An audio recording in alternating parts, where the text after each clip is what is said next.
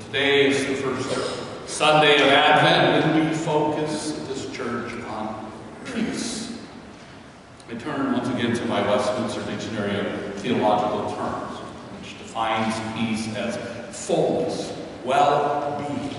It is much more than a lack of war and points to full societal and personal well-being, coupled with righteousness and possible only as a gift from God.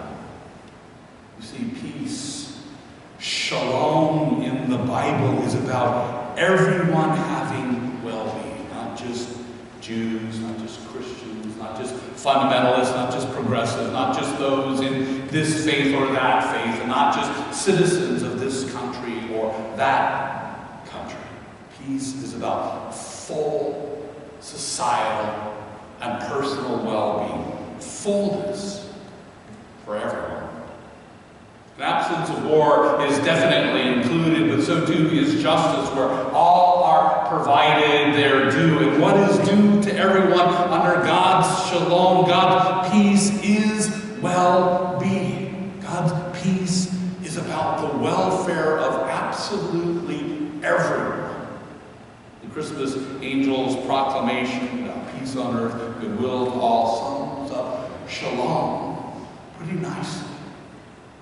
For most of us, peace is often tied to war in our heads. I suspect Jesus worked on peace so hard and was killed for all that hard work because war loomed over his time and his culture. The need for peace was on everyone's mind. Rome warred to occupy Jesus' homeland, and that occupation was marked by continuing uprisings, battles, violence, brutality, and injustices. Jesus cried out for peace in that time of war. And if we think about it across the centuries, war has caused much of humanity to cry out for peace. And if we think further about it, we can choose to understand those cries of humanity as the voice of God calling out for peace. God still speaking through us. War-torn first-century Palestine raised in high relief the need and desire and quest for peace. It wasn't unusual in that regard, except that Jesus appeared and led his movement on that quest. He addressed the need and the desire for peace, and what was unique was that he did not just seek peace for his people in his place and time, but for everyone, everywhere, all the time. He wanted well-being for all of his neighbors, including his enemies, and also for the poor and the sick and the hungry and the stranger and the imprisoned. He worked for peace for the disabled, for women, for children, for absolutely anyone who was outcast. Jesus cried out with God for a universal peace. No one got left out of his cry. To a one, all were to have well-being. To summarize how the Apostle Paul put it, in Jesus there was no longer any differences between people. All were one. All are one. A war may have churned up the hue and cry for peace, but the logical extension of peace, of well-being, is to seek peace for anyone not having it, not having well-being. War creates a questioning of much of humanity about taking care of one another. And for Jesus, one another means every person, no exceptions. Again, as Paul indicates, all are one in Christ. All are one. And when I close my eyes and think about peace, which is a lot in this vocation, I'm usually overwhelmed by a visual cacophony of bright-colored images that are planted in my memory. I don't know about the rest of you silver-haired folks in this room, but growing up in the San Francisco Bay Area in the 1960s and early 70s, I was exposed to a culture bursting with peace evoked in colorful posters and bumper stickers, clothes and patches, flowers, doves, and smiley faces with peace signs and slogans embedded in and around them. Peace popped up in songs and art and movies and plays. And of course, in protests. Virtually every day, peace was conveyed in the salutations of most everyone, especially, as they said back then, those under 30. It's not far-fetched to say that peace and peaceman were the hellos and goodbyes of my youth, and in the pleasant two-finger peace sign that we made to one another. The seemingly ubiquitous presence of peace in many sights and sounds of those times grew out of a response to the very unpopular Vietnam War raging back then. A war that filled our newspapers and TVs with violent and unpeaceful images and words that came right into our homes. We see that today with the war in Ukraine, but the Vietnam War took or threatened to take the young men from our neighborhoods, take them away from us, sometimes far too often, forever. It came very close to home. It made the threat personal. All war should feel that way to Jesus' followers, but Vietnam felt that way to the nation. It haunted our sleep and occupied much of our waking conversations. It made us think about peace. It made us long for peace, promote peace, and literally wear it on our sleeves. That war germinated seeds of peace that lay in our hearts, our minds. And yes, even as kids and adolescents, peace was on our minds because, frankly, war was on our minds. I mentioned how war seems to always bring to mind peace, a need, a desire, a request for it. I saw that growing up.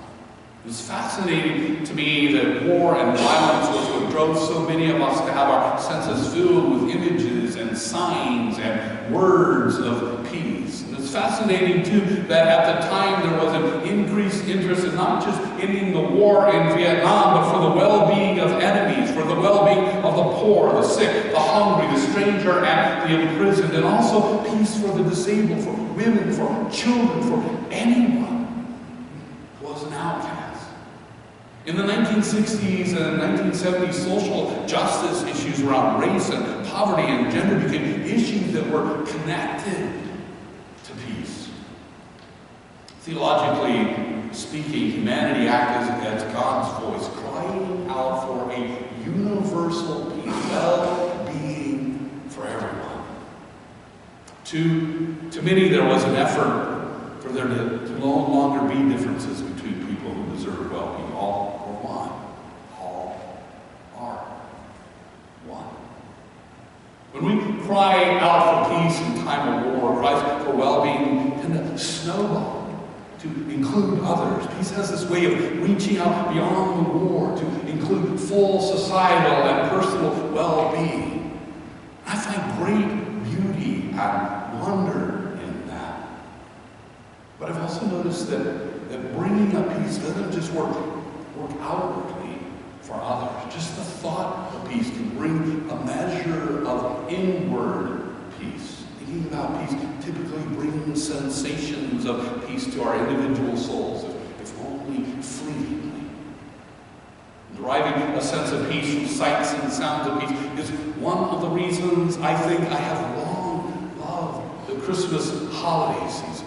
Beyond Santa and gifts and sweets, I like the peace part of Christmas even as a child. It sat well with me. It seemed right. It personally brought me a sense of peace. In fact, even in my agnostic, anti-Christian adult years, I always appreciated the arrival of Christmas in our culture, how it raised the awareness of peace and continued to personally bring me a sense of peace.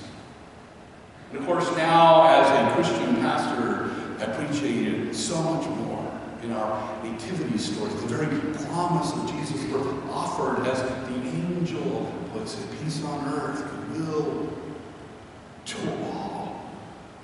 And that offer is, I think, fulfilled in part every holiday season as we turn and offer so much more love and peace to others than we do the rest of the year. We get peace and we give peace so much more this time of year. Well-being of others is a primary focus of the season. In every Advent since I arrived here, all 10 of them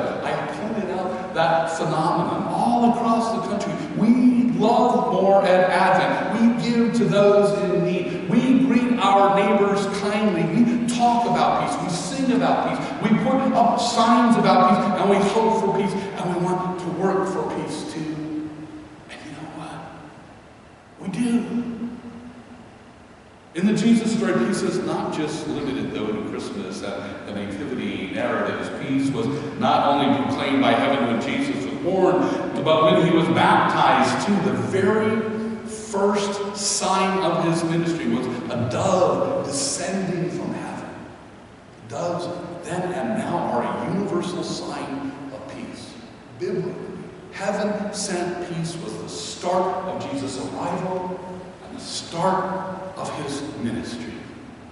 And Jesus' ministry included teaching peace and providing peace and being peace and leaving peace. It's no wonder Jesus is known as the Prince of Peace. In the Advent weeks ahead, we will be considering hope and joy and love, and all of them are so important, but they also all are meant to lead us to peace, just like Jesus did and Jesus does. The church's work and our work as Christians, as followers of Jesus, are meant to do just that, lead humanity and creation to peace. Peace on earth, goodwill to all. A number of Advents ago, our church had the simple idea about promoting peace during the holidays by causing people to think about it all around town. We put up a lighted peace on earth sign on the tower of the church that can be seen for miles. We liked it so much, and we got so many compliments around town about that sign that we decided to keep it lit as best we could all year long. And since we put it up, I have just loved that peace on earth sign, and that it beams that message out from our church tower virtually every night of the year when it's possible. And I say it was a simple idea, and we put it up, but Scott Mickley, our dedicated custodian, worked hard to get that light up there and to keep it lit and upgraded. And with Ohio weather, let me tell you, that's been quite a chore for him. He's got an amazing peace light keeper. He's got it going this year. Thank him if you can get the chance. And his son, Tyler, too, who has helped a lot with that light. We've done, and we do a lot of other things for peace besides a wonderful sign up.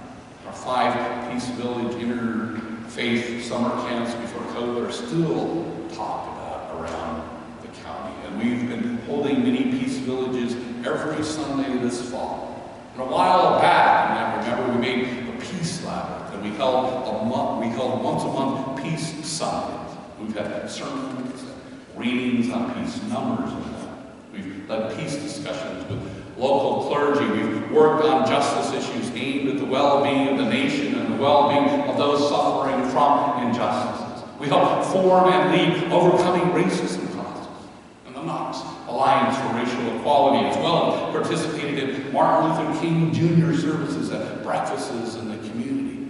We are a consistent and generous donor to many local agencies that work toward the well-being of others, like Interchurch and Hope Now. Many of our members volunteer at those organizations as well. And every year, in ecumenical partnership with St. Vincent de Paul, thousands of hot meals are provided out the door of this church to those in need.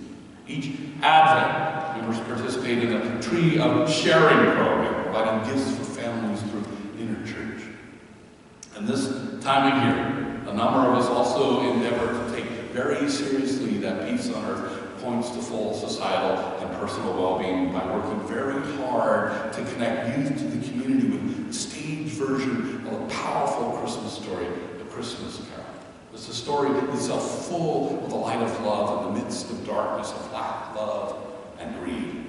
As the story unfolds, the earthly ways, vitalizing gold and wealth, are overwhelmed by the spirits of care and compassion and love, which lead to peace on earth, goodwill to all. Our youth and family theater ministry, community family players, through production of that story, has been instrumental in raising tens of thousands of dollars for the Winter Sanctuary, a shelter that year-round tends to the well-being of our neighbors that don't have a home.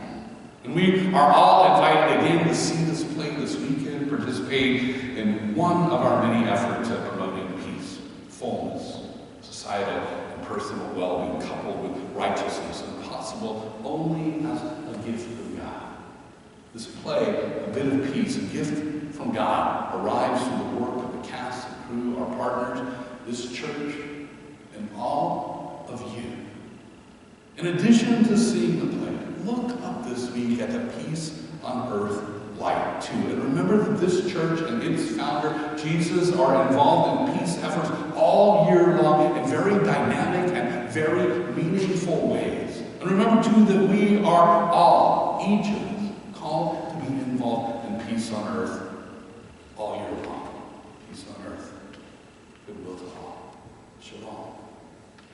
Peace.